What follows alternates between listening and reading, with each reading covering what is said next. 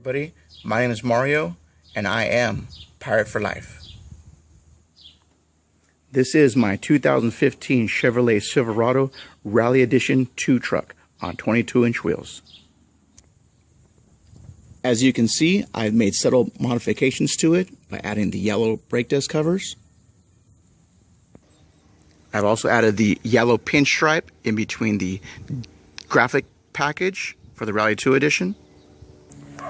And I've also powder coated the rear chrome bumper as well. The truck did come factory with a black matte running board package, which I have changed to a black powder coat. And in keeping with the traditional San Pedro Pirate theme, you do see the black and yellow. Thank you very much for looking at my vehicle. Okay, here we go. I'm super excited. I got my Klein air horn kit. It came the other day, and we're going to install this puppy. Now, what I'm going to do, I've already taken the liberty of opening it up. Here, as you can see, and everything comes pre-packaged very nicely. As you can see, this is the GMTRK 1 bolt-on train horn system for the 2007 through 2017 GM and GMC trucks. Once again, my name is Mario, Pirate for Life, and I am an official pre-tester. What came in the kit here, as you can see, was packaged very nicely, are the model 220 dual air horns. Get right there. You get the bottom lower bracket kit right there, and your accessory package. I'll pull everything out, get it out on a nice table for you, and we'll go from there.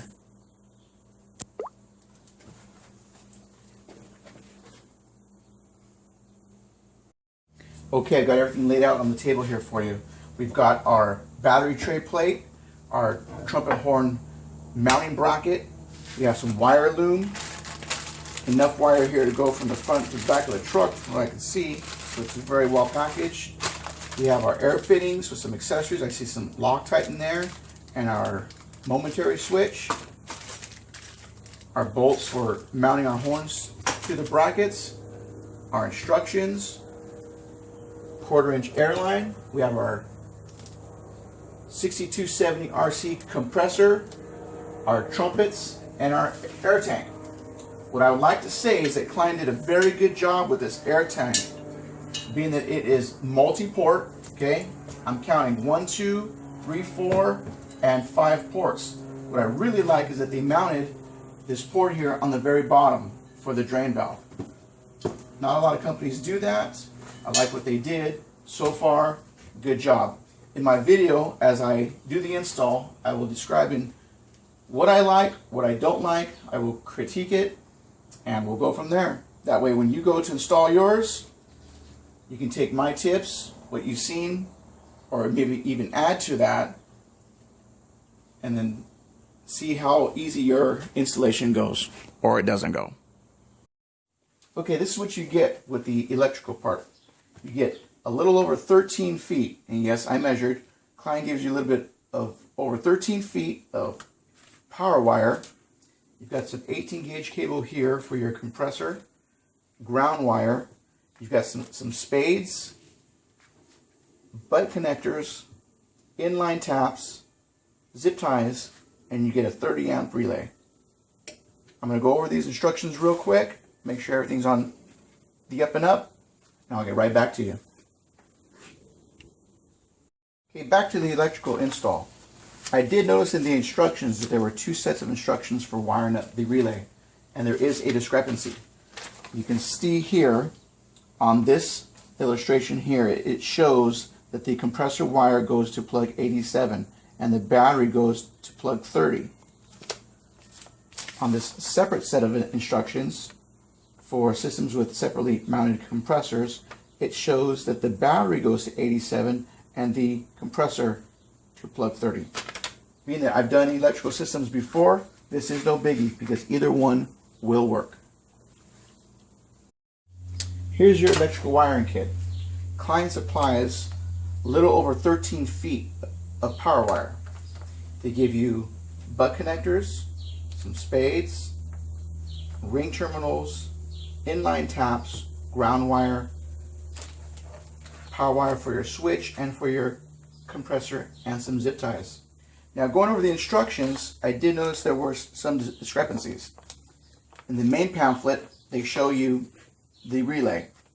Battery to 30, your compressor going to 87, ground to 86, and your switch to 85. Now, I'm not a novice to electrical connections, and this is reversed, but I do understand it will still work. On this separate set of instructions they have for systems with separately mounted compressors, they've got 30 going to your compressor and 87 going to your battery. Now, I had to verify with YouTube, and this is also reversed. Klein supplies a 40 amp fuse, part number 340. The proper way to hook this up is you get plug 30 goes directly from your battery fuse source. 87 is to your accessory. In this case, it will be to our solenoids on the air horn. 85, which is located here, will be your ground, and 86 will be to a switch source. I hope this will be of help when you guys install your kit. In our accessory bag, Klein included these brass fittings, a 90 adapter, a pressure relief valve, and a drain plug. The momentary switch, earlier I stated this was Loctite. It is not. It is air juice for the fittings, 2 butt connectors, and a pressure switch. I really like this switch. It is sealed, it's waterproof, and it's heavy duty. Give me a second, guys, and I will put these fittings onto our air tank. I'm going to go ahead and install my fittings onto my tank. But one thing that I wanted to explain and show in the instructions that are very thorough here is that Klein states for the 2007.5 to 2013 Chevrolet trucks, you have to mount your compressor in the front and your tank at an angle onto the battery tray, okay? And they give you all these holes that are available. For the 2014 to 2017, and I currently have a 2015, I will be using the Type B installation where the tank mounts in front and the compressor behind. To make this installation a bit easier, I went ahead and I used a 9/16 open-end ratchet, open-end wrench, You will use a crescent wrench and a pair of good cutters to cut your air juice. Give me 1 sec. I'll fit all these up for you guys, and I'll be right back. Here we have our Klein Model 220 horn kit and our mounting bracket. We will take these 4 screws here with nuts, washers, and lock washers, and we're going to mount them to the bracket via the instructions. Instructions say to take your bracket, place the smaller horn inside there, and mount with the nuts and bolts. In case you're wondering, the size of these bolts in this specific kit here are 12mm, and this is what I will be using. Get right back to you with it installed. When installing the horns to the bracket, I felt that it was much easier to do this. Here's a little tip for you guys. Place your bolts underneath first. Lay this down on top. I use my ratchet here to stop it from tilting over.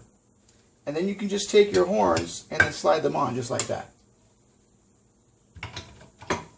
Much easier. Now you have a nice flat level surface. You take your washers, place them down, followed by a lock washer, and tighten on like so. Hope this tip helps. Once you have your nuts on, you can take the air horn assembly with the bracket, take it towards the end of the table. Place your 12mm socket and your open end and tighten accordingly.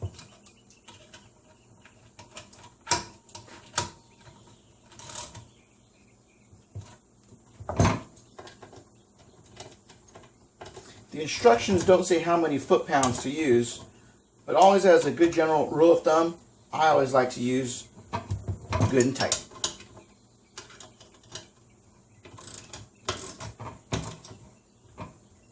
Final tightness will be made when we get the unit up on the truck. With this portion, we're going to install our 1/4-inch air line. Now, upon the installation, when your trumpets come to you, the solenoid with the 1/4-inch NPT fitting here will be facing straight out. What I did, I gave it a nice 1/4 turn so that the air line would come around and over the top of both trumpets. I did the same here. The reason why I did this is because your air line comes rounded, and it's kind of hard to straighten this piece out. Okay, so the point here is to go around and through so that we have a nice curve for us to install our T in the center to go back to the air compressor. When doing this, you want to cut a piece that's going to be approximately anywhere between 14 to 16 inches. I'll go ahead and cut this piece at 16. It's pivotal that you use a good pair of shears. A razor blade will do, such as this one right here, but when you have a nice good quality pair of cutters that will cut your airline nice and flush, it makes the job a whole lot easier. And stand by, I'm going to show you a trick for installing all types of nylon airline. Here's my trick, guys, when working with nylon tubing. Everybody knows that nylon tubing is hard, it's rigid, it's very hard to work with when it comes coiled up like this. So, especially to put it on the fittings that we're going to do here, it's kind of a bear. Take some nice hot water, keep that tip in there, and it doesn't take long, maybe 10, 20 seconds. I use my wife's Keurig to heat up some water for me. You're going to take an end fitting here, okay? You're going to slide that on there like so. Move your water out of the way. You're going to take that fitting and push it right on. Take your compression fitting, slide it on, and tighten her up. Now, it's imperative to get your hose in the proper working space that you're going to use it in. Hand tighten it for now. As you can see, it went on without a hitch. Hope this tip will work for you on your install.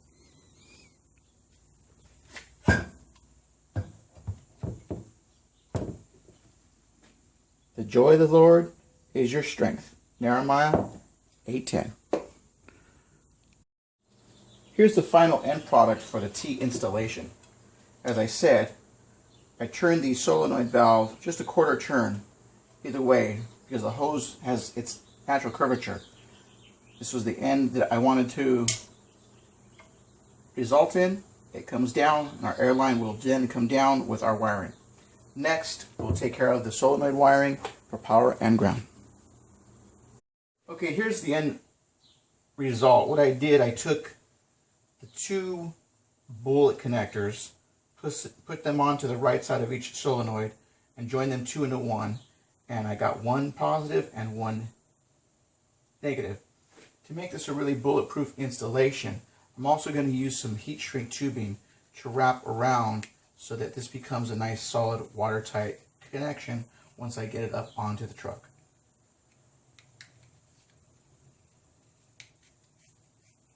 And that I'll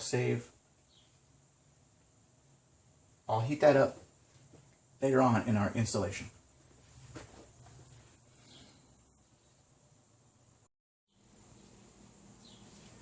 After I install my flex loom, I will then take my heat shrink, slide it around as so very carefully. This will be one of the last connections that I'll make, as this will go over once I make my ground and my positive from my horn button to here. I'll heat all this up and make it nice and watertight.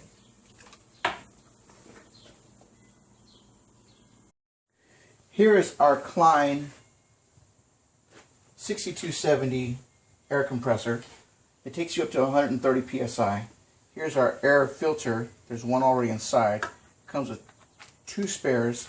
This is our bolt kit. This here will be used for the tank. This here will be used to mount the 4 bolts onto the compressor, onto our plate.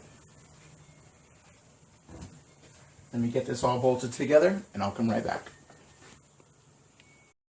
A helpful hint I used when installing these little retainer clips, because they could be a little stubborn, is that when you take the screw through here and the clip on top, it could be kind of tight.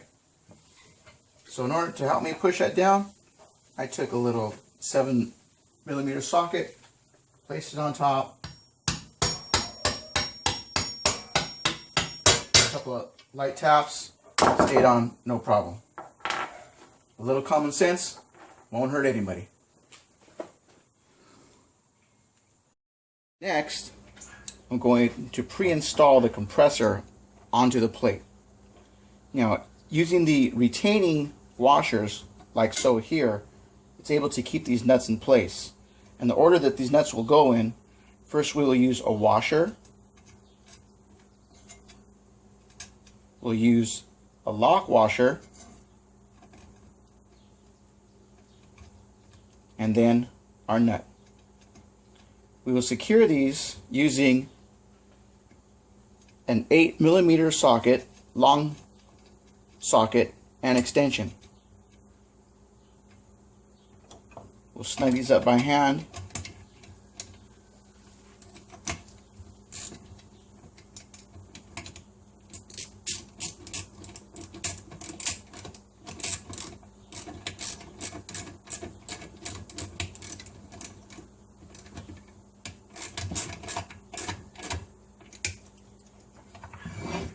Then we'll flip it up and use a stubby screwdriver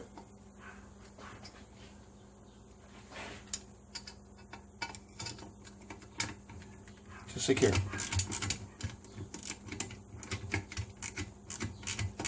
I will then repeat this on all 3 sides. Let's go ahead and install the tank. If you notice, these bolts are different. I had to use 2 of my own because the ones that came with the kit didn't have any nuts. So that's okay.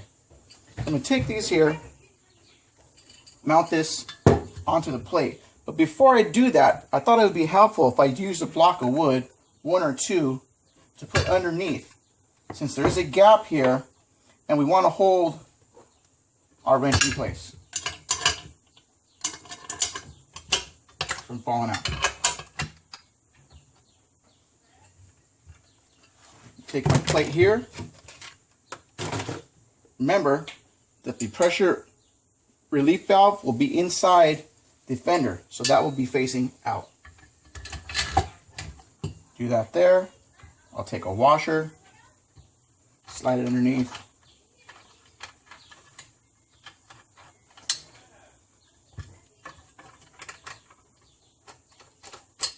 Followed by the nut.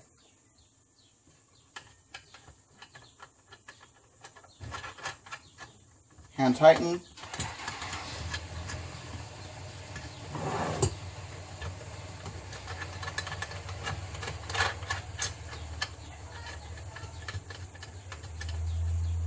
Take my opening ratchet. Now because my block of wood is here, this ratchet opening is securely in place. Then start to tighten everything down. I will then repeat everything on the other bolt.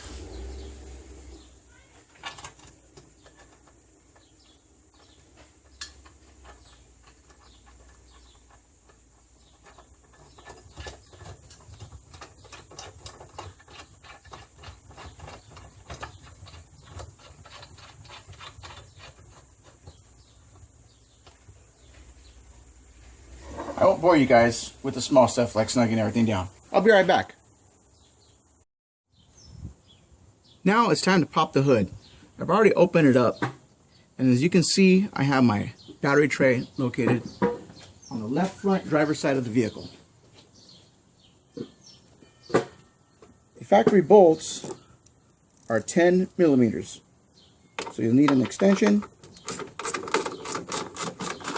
and a socket.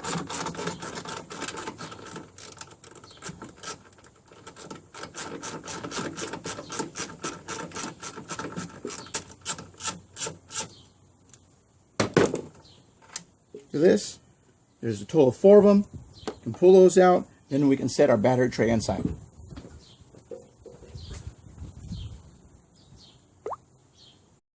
In this clip, I'll show you how to install the air tank, compressor, and plate in one.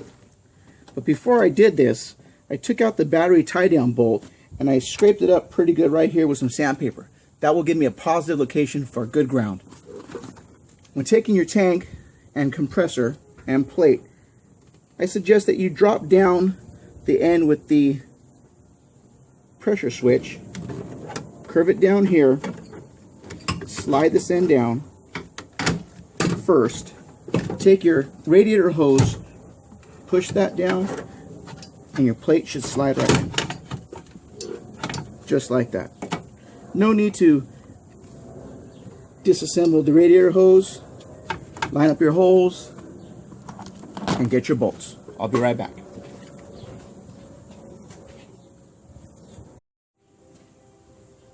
When mounting the compressor, tank, and plate combo to the battery tray, I strongly suggest using a 1/4-inch drive with 2 extensions.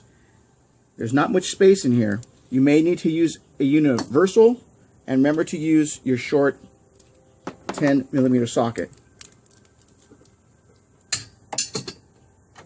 Get it down the nut like that. Turn. Tighten things down.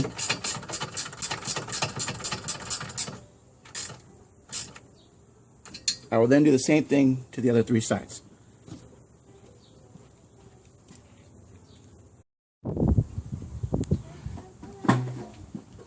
After I mounted the compressor down to the battery tray, earlier in the video I didn't tighten down the inlet fitting to the tank from the compressor. I did that because I wasn't sure where the hose was going to end up going. So what I did, I angled it up. Now we have our feed line tube. Our feed line tube. Huh? I'm trying to record a video here. Oh.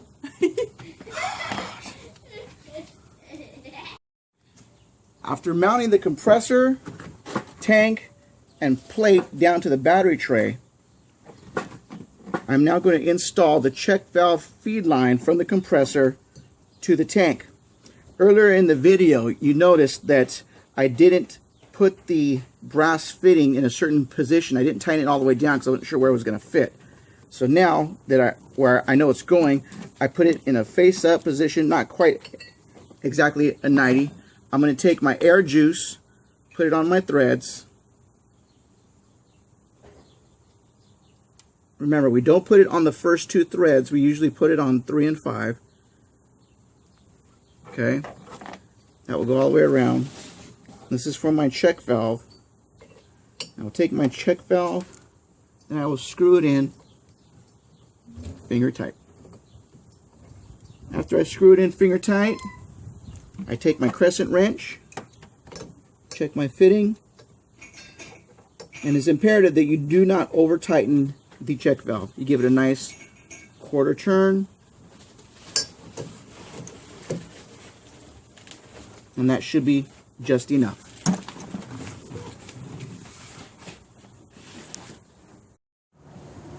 Supplied with the kit came this 40 amp Klein fuse.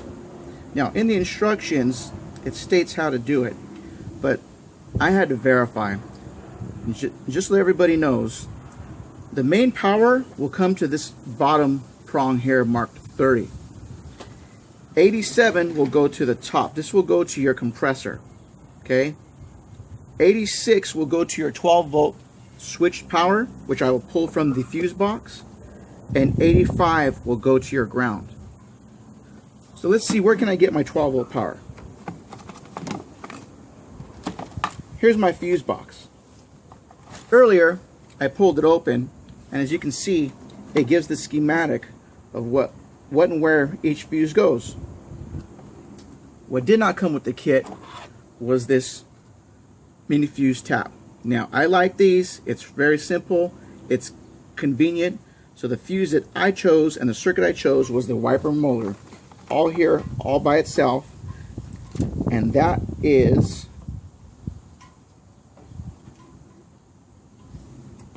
going to be fuse number 24, front wiper motor, 25 amps. I'm going to go ahead and pull that out. Now this is a micro mini fuse adapter. Okay, I'm going to pull that one out, stick it to the side, and for the meantime I'm going to put two 10 amp fuses in there. And that's it. I've got my 12 volt source power, easy as pie. Give me a few seconds and I'll wire everything up.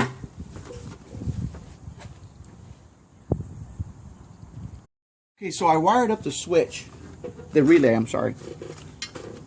So just to make things very clear, okay?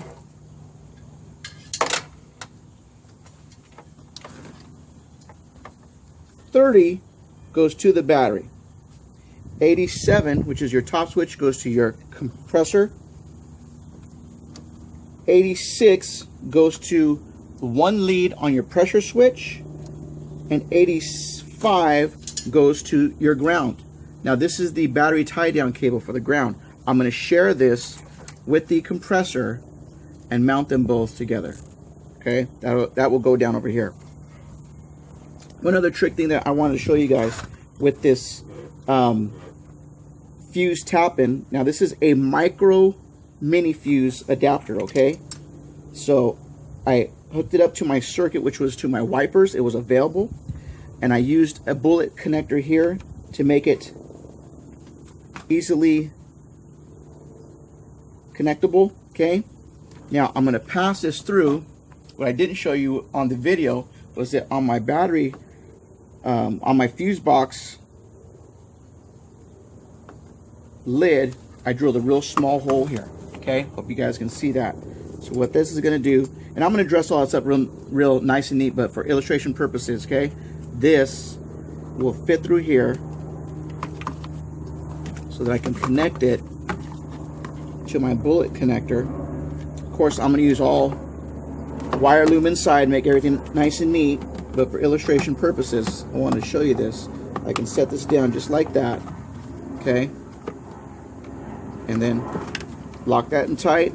This here is a waterproof butt connector. I will heat that up and get it nice and tight, and then I'll put flex loom on everything, button everything up. I'm going to put my fuse right up here in the firewall. It's going to be a great location for it, right around there. Okay, you guys got that? I hope this works for you guys too. Now that I've got the wiring for the relay, I'll wire it up. I have it nice and neat with flex loom. I will then mount it. The kit comes with these self tapping screws. The firewall right here is an ideal place. When mounting this, I recommend using a magnetic tip so that you don't lose your screws falling down into the engine and possibly out onto your driveway. You don't want these guys getting into your tires. Go ahead and put that in there.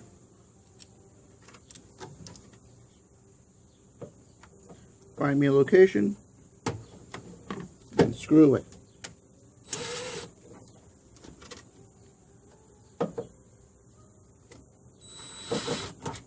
There we go. With that mounted on, I also took my 12 volt ignition source from my micro mini fuse adapter that is going to the one end of your pressure switch. Remember, it doesn't matter which end it goes to. The other end goes to your relay. I drilled a hole in my fuse cover plate so that it can accept my wire. I will then connect it, take my cover, flip it over,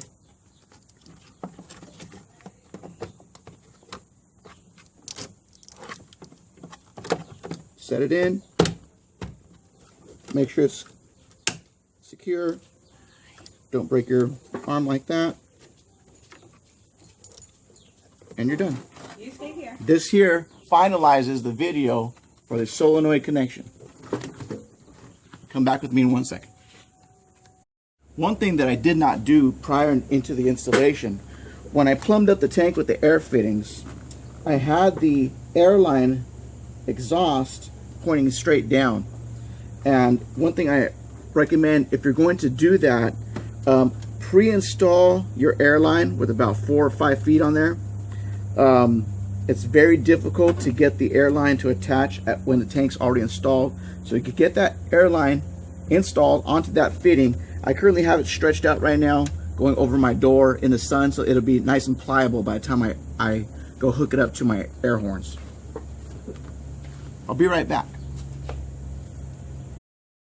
Here I've got my fuse box open, which is located on the driver's side left front of the vehicle. Now earlier I stated that I was going to use the front wiper fuse, but you know what? I found a better one. Fuse number 39, as you can see there, number 39 turns out to be miscellaneous ignition, 10 amps, and that works perfect for this application. I will use that to route that to the one side of the pressure switch, which will only turn on when ignition power is applied. I used my wire tap mini fuse adapter.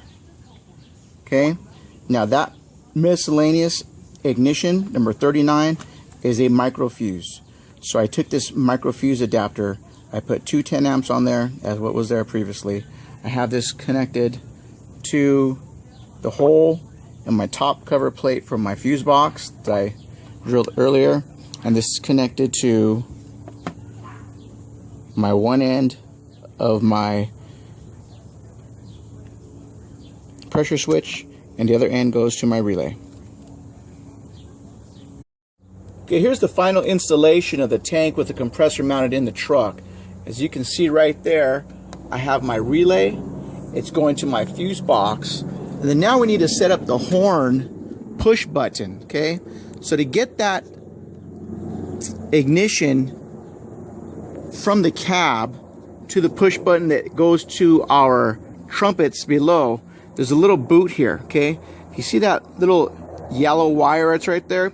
It's actually a fish tape, and I have it there because I'm going to be mounting a front forward camera on my truck, so I kept it there so that my installation will be easier next time. But you go right through that boot, and then that boot there enters into the firewall on the cab. Okay, here we go wiring up the system. So when you pop your tray open, you've got these 4 terminals here. I decided to use the second terminal, which was a spare. Now I'm going to have extra flex loom wire inside here. You notice there's a channel which keeps this area nice and dry. So what I did, I notched this open here so that my flex loom will be able to pass through without any hindrance. Also, the cap sits on here like so. With the additional wire and flex loom, I needed an area for the cable to pass through. So what I did, I notched this here, and all I'm going to do is push that up. Alright, let's go ahead and give this a try. You notice there is no fuse inside the fuse holder. Okay, that'll be one of our last connections.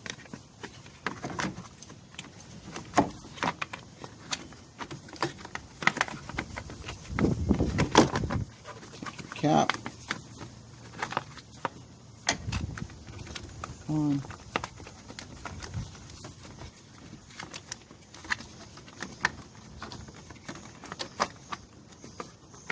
Set it on, give a nice good pop, and you're set. Close it up, voila. With the supplied zip ties, these here, I will then attach my main power wire along the firewall to these mounting points. There, there, and there. Okay guys, underneath the dash here, you have a relay harness cover. It's on there, and it's kind of hard to get the wire through the firewall with that thing in. So what I would recommend, it's got 3 10mm bolts, okay?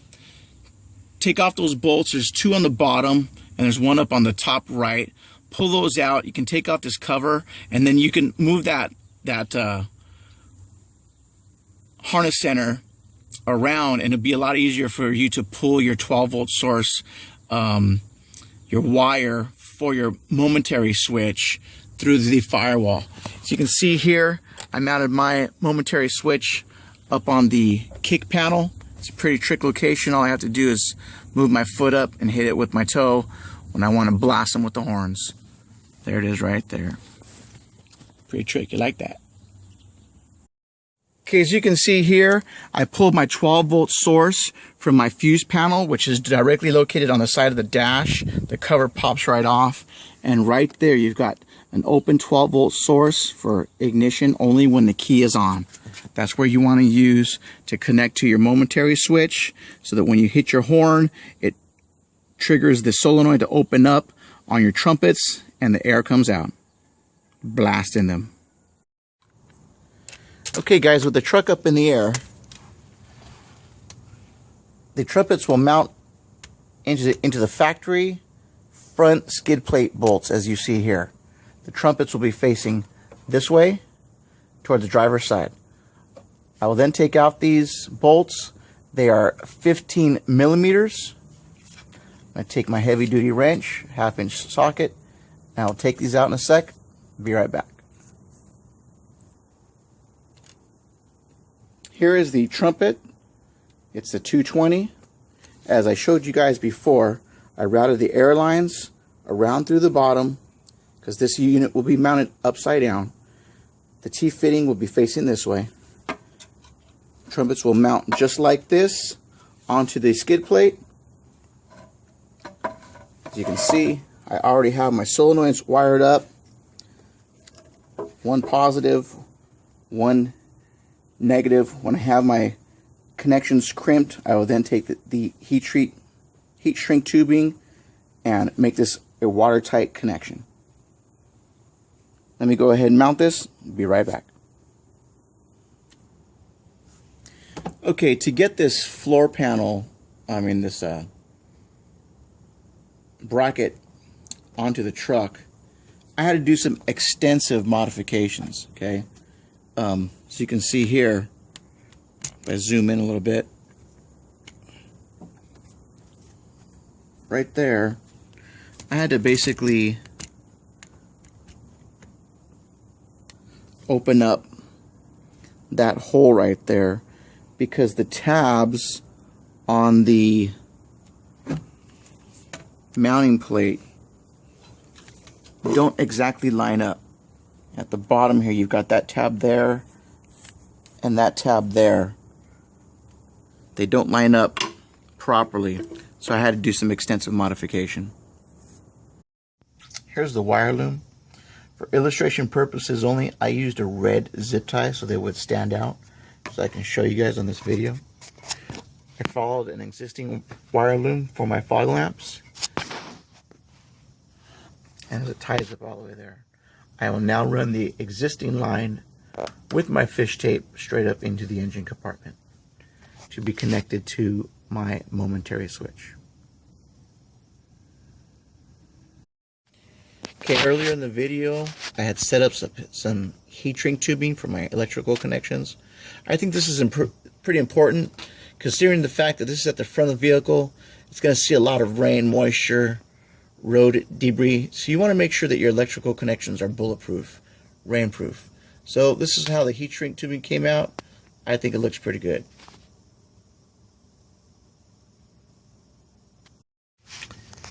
Okay, now that I got my trumpets mounted, let's go ahead and we're going to install our electrical connections. You can see here, I've got black for ground and red for positive. This here will go to